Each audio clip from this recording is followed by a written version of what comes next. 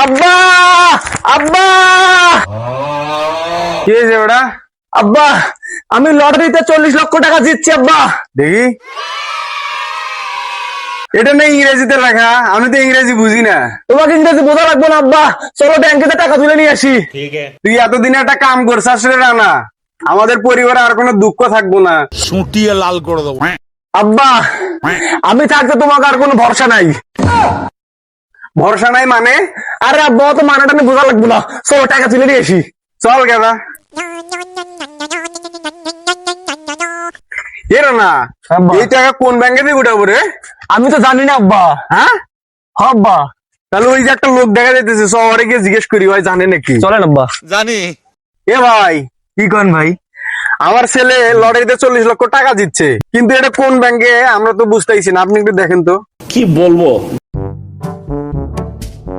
ভাই এটা তো ইংরেজি লেখা ভাই, আমি তো ইংরেজি তো বুঝি না। হ্যাঁ মিয়া, আপনি ইংরেজি বোঝেন না কি বোঝেন?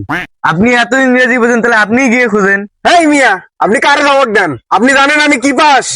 আপনি কি পাস? আমি 3 পাস। এটা আবার কি পাস? এরা না চল, এত কিছু বোঝার দরকার নেই, আমরা গিয়ে টাকাটা উঠাই নিয়ে আসি। এ দাদা, আমরা টাকাটা উঠে আমরা নেপাল ঘুরতে যাব কিন্তু। খালি নেপাল কেন আব্বা, নেপাল, ভুটান, সুইজারল্যান্ড, যেখানে যেখানে সুন্দর সুন্দর জায়গা আছে আমরা সব জায়গা ঘুরতে যাবো। 40 লাখ টাকা কম তো না আব্বা, পুরো বিশ্ব ঘোরা যাইবো। এ দাদা, একটা লোক দেখতাইছি, চ গিয়ে জিজ্ঞাসা করি। ঠিক আছে। এ ভাই, কি ভাই কি বলেন? দেখেন তো আমার ছেলে রানা 40 লক্ষ টাকা লটারিতে জিতছে, এই ব্যাংকটা যে কোথায় খুঁজা পাইতাইছি না, দেখেন তো একটু। এ ভাই, এ যে লটারির টিকিট নয়, এটা 2 বিঘা জমি বিক্রি করছে 40 লাখ টাকা, তার দলিল এটা। এই জায়গার দিকে আপনার স্বাক্ষরও আছে।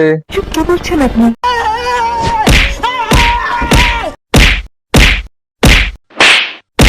শহীদ খানের